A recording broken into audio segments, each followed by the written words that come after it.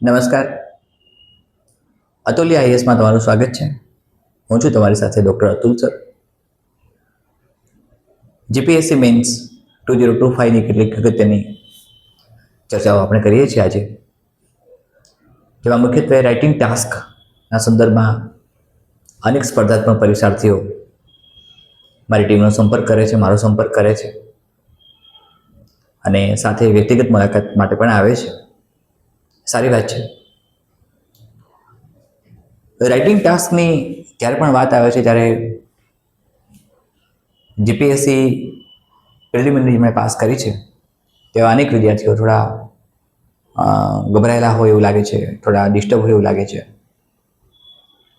મારે ગુજરાતના છોકરા છોકરીઓને માત્ર એટલું કહેવાનું છે કે રાઇટિંગ ટાસ્કથી ક્યારેય પણ ગભરાવાની જરૂર નથી. તમે 12th સ્ટાન્ડર્ડ સુધીની પરીક્ષા પાસ કરી, ગ્રેજ્યુએશન કમ્પ્લીટ કર્યું, કદાચ પોસ્ટ ગ્રેજ્યુએશન પણ કમ્પ્લીટ કર્યું છે અને કદાચ એથી આગળ એક સ્ટેપ તમે પીએચડી કે એમફિલની તૈયારી કરો છો, તો તમે બધું લખીને આવ્યા છો. તમારું રાઇટિંગ સ્કિલ, તમારું લેખન કૌશલ્ય નબળું ન જ હોય, પણ એક ડર, એક ફોબિયા તમને સતાવે છે કે શું થશે. Listen to me. યુપીએસસીનો મારો અનુભવ મેન્સનો એવો કહે છે કે ક્યારેય પણ કોઈ પણ પબ્લિક સર્વિસ કમિશન કે યુપીએસસી તમને એક્સ્ટ્રા ઓર્ડિનરી માર્ક્સ મેન્સમાં નથી આપતી. કોઈ પણ પબ્લિક સર્વિસ કમિશન કે યુપીએસસી તમે ટોટલ માર્ક્સના હાફ માર્ક્સ પણ લાવો છો, એ તમારા માટે મેરિટ બનાવવા માટે મુશ્કેલી નહીં ઊભી કરે, પણ ત્યાં સુધી પહોંચવું પડે. એસેનો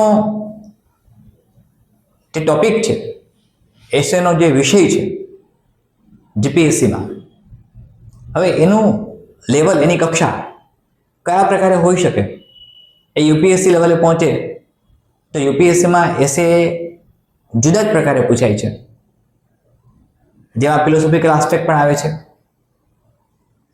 હવે જો આપણે કમ્પેરેટિવ એનાલિસિસ કરીએ તો યુપીએસસી કરતાં થોડુંક લેવલ, કક્ષા થોડીક નીચી હશે જીપીએસસીની. એસએની વાત આપણે જ્યારે કરીએ ત્યારે, અને GS1, GS2, GS3 કે GS4ની વાત જ્યારે આપણે કરીએ છીએ ત્યારે GS4 નવા અભ્યાસક્રમ યુપીએસસીના જે 2013થી અમલમાં આવ્યું એથિક્સનો, એ પ્રમાણે પૂછાશે.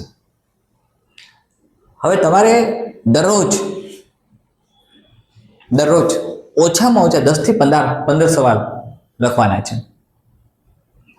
તમે 10થી 15 સવાલ ત્યારે લખો છો ત્યારે તમારી રાઇટિંગ સ્પીડ અને તમારી ટાઈમ લિમિટ, આ બંનેનું ટ્યુનિંગ થાય છે. મેં તમને એક વિડીયો સેશનમાં સમજાવ્યું છે કે ટાઈમ લિમિટ સાથે વર્ડની સ્પીડ વેરિયેબલ કેવી રીતે બની શકે અને એમાં ચેન્જીસ કેમ લાવવા, કયા પ્રકારના ક્વેશ્ચનમાં કયા પ્રકારના ચેન્જીસ લાવવા, એ તમારે નક્કી કરવાનું છે.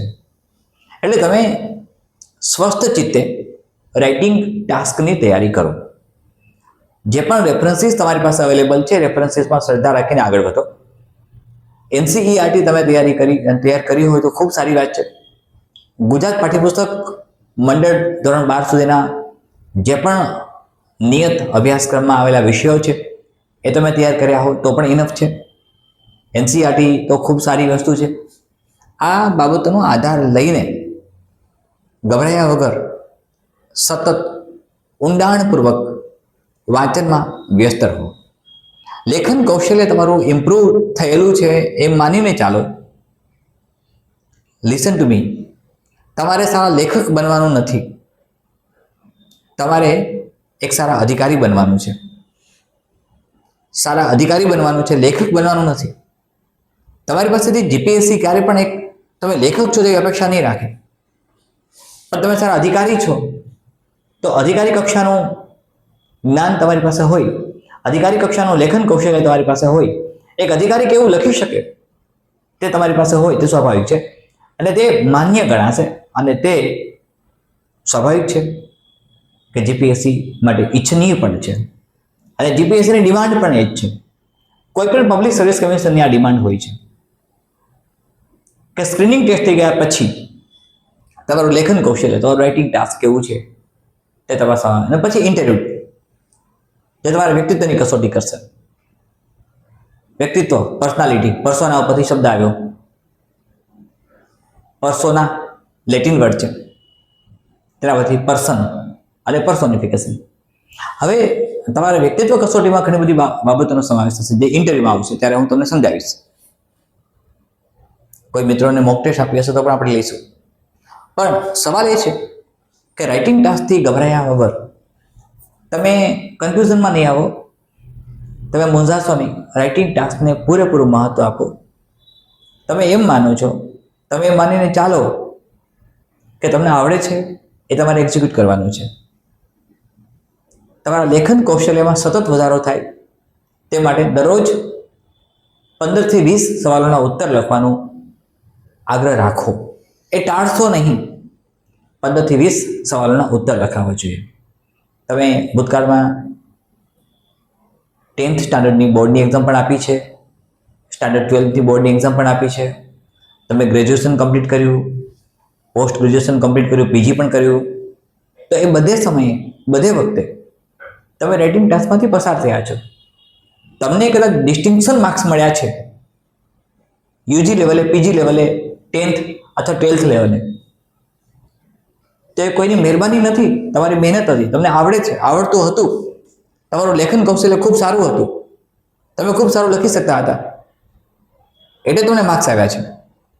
તો એ જ તમારે ટ્રાન્સફોર્મ કરવાનું છે જીપીએસસી મેન્સમાં.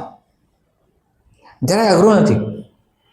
એટલે ગભરાયા વિના જ્યારે તમે આજે ડેપ્યુટી કલેક્ટર તરફ જઈ રહ્યા છો, ડીવાયએસપી તરફ જઈ રહ્યા હો, જીપીએસસી દ્વારા ક્લાસ 1 ક્લાસ 2ની જે જાહેરાતો છે, મામલતદાર તરફ જઈ રહ્યા હો, તો સ્વાભાવિક છે કે એક અધિકારી પાસેથી જે અપેક્ષાઓ રાખતા હોય છે સામાન્ય પ્રજાજનો, તેનું પ્રતિબિંબ જીપીએસસી તમારી મેન્સના પેપરમાં ડેફિનેટલી એક્સપ્રેસ કરશે, ચોક્કસપણે એક્સપ્રેસ કરશે. પર્ટિક્યુલરલી એથિક્સમાં તો ખાસ. એટલે તમારી તૈયારીઓને એક ચોક્કસ સ્વરૂપ આપો.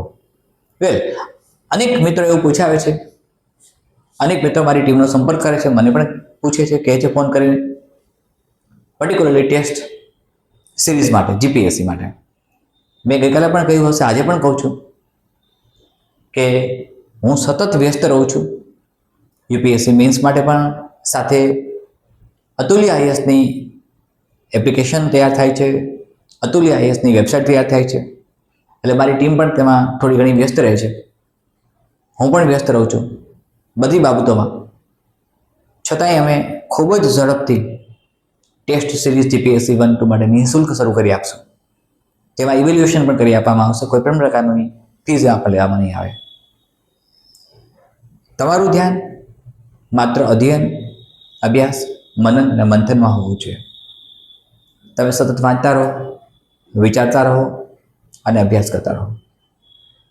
તમને કોઈ પણ અગવડતા હોય, મુશ્કેલી હોય તો અતુલ્ય આઈએસના હેલ્પલાઇન નંબર પર સંપર્ક કરી શકો છો. જે કન્ટેન્ટ અને સિલેબસ છે એ પ્રમાણે ચાલો. STI 3 મેન્સ માટે મેં કેટલાક વિડીયોઝ અપલોડ કરેલા, એક વખત ક્યારેક તમને સમય મળે તો એ પણ ચેક કરી લો અને સતત વાંચતા રહો. જ્યાં પણ જરૂર પડે અતુલ્ય આઈએસની અથવા મારી, ત્યાં અમે તમારી સાથે છે, મારી ટીમ પણ તમારી સાથે છે. મારી ટીમ તરત જ તમારો સંપર્ક કરશે, સેટ પણ ડીલે કર્યા વગર. મેં ટીમને સૂચના આપી દીધી છે. તમારા માટે જે પણ જ્ઞાન મારી પાસે વ્યક્તિગત રીતે છે તે આપવા હું તૈયાર છું. મારી ટીમ તમને પૂરેપૂરો સહયોગ આપશે. ફરીથી મળીએ છીએ મિત્રો. તમે તમારા કાર્યમાં કચાશ ન રાખતા, મહેનત સતત કરતા રહેશો. PYQના આધારે, રેફરન્સ બુકના આધારે દરરોજ 10 થી 15 સવાલોના ઉત્તર લખવાનું શરૂ કરો. ન કર્યું હોય તો હજી મોડું નથી. સતત લખતા રહો, વાંચતા રહો, મંથન કરતા રહો, અભ્યાસ કરતા રહો અને નિરંતર આગળ વધો. ધન્યવાદ. નમસ્કાર.